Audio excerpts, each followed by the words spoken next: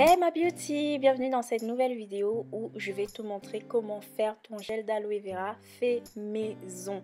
Tu vas voir, c'est une recette vraiment très simple, très rapide. Mais avant ça, je t'invite à partager cette vidéo et bien évidemment à la liker. Si tu es nouvelle dans ma chaîne, alors je t'invite à t'abonner pour rejoindre ma nouvelle communauté beauté et je te réserve plein de surprises. Je te dis à la semaine prochaine. Bisous! Pour commencer, tu auras besoin d'un alcool à 70 degrés pour pouvoir désinfecter tout ton matériel. Ici, je suis venue prendre un bonnet pour perruque, mais si tu n'as pas ça, tu peux venir prendre un vieux collant. Ensuite, bien évidemment, d'un contenant pour pouvoir mettre toute ta préparation.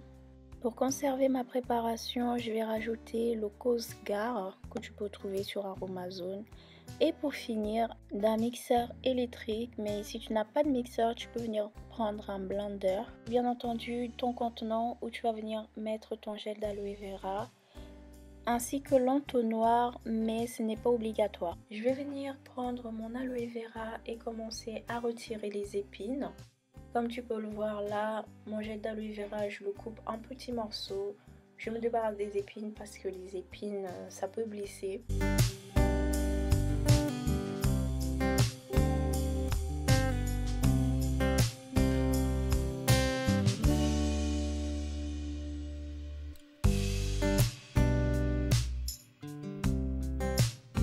Après avoir coupé des petits morceaux d'aloe vera, je vais venir couper en deux, ce qui va me permettre de retirer le gel d'aloe vera plus facilement avec le couteau.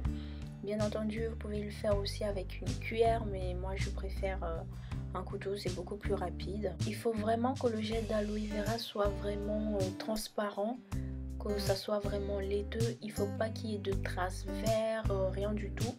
Parce que la peau de l'aloe vera peut être toxique et bien entendu vous créez des réactions allergiques, donc vraiment très important de faire attention.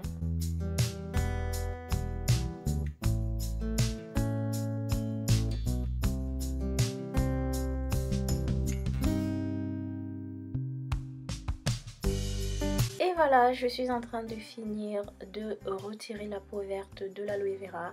Je vais venir prendre ici mon récipient où je vais placer le collant. Ça va me servir de filtre pour ne pas avoir de résidus. Là, je prends mon gel d'aloe vera, je l'introduis dans mon mixeur.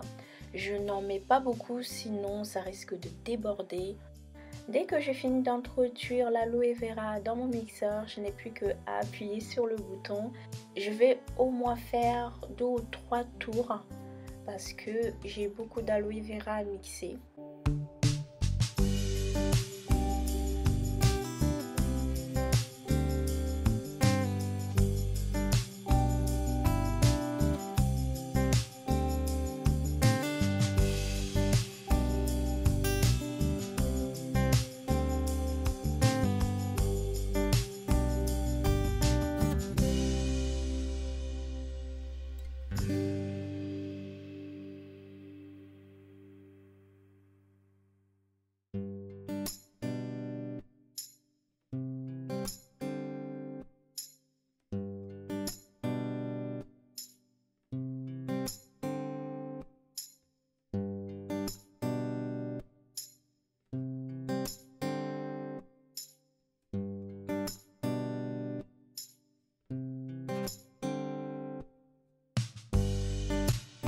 J'ai mixé la totalité de l'aloe vera et regarde bien mes gestes qui vont suivre pour pouvoir bien extraire ton aloe vera pour ne pas casser ton collant ou ton bonnet.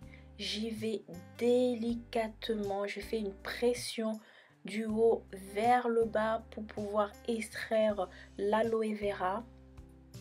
Si je te conseille de prendre un collant ou un bonnet, c'est pour ne pas avoir des résidus blancs. Alors ici c'est vraiment la meilleure partie de la vidéo parce que je te montre au ralenti les gestes que tu dois faire pour extraire ton gel d'aloe vera. Comme tu peux le voir, moi je ne force pas, je fais juste des coups de pression du haut vers le bas et l'aloe vera s'extrait tout seul sans effort.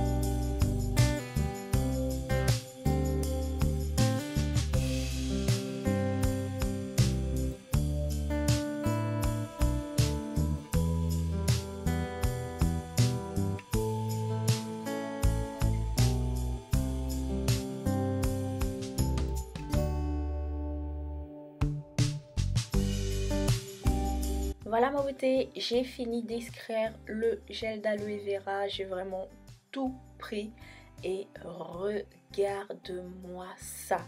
Un produit pur, un produit naturel, très facile à fabriquer. Alors dans cette vidéo, je ne vais pas t'énumérer les bienfaits du gel d'aloe vera, mais sache que ce gel d'aloe vera, tu peux l'utiliser pour le corps, les cheveux. Le gel d'aloe vera même peut t'aider à résoudre tes petits problèmes de pellicule, de boutons, d'eczéma. Ce qui me reste là, ce sont les morceaux d'aloe vera qui n'ont pas pu être filtrés. Je vous conseille de ne pas les jeter car vous pouvez venir l'utiliser pour un gommage corporel ou même pour le visage, mélangé à du marc de café ainsi que d'huile d'olive.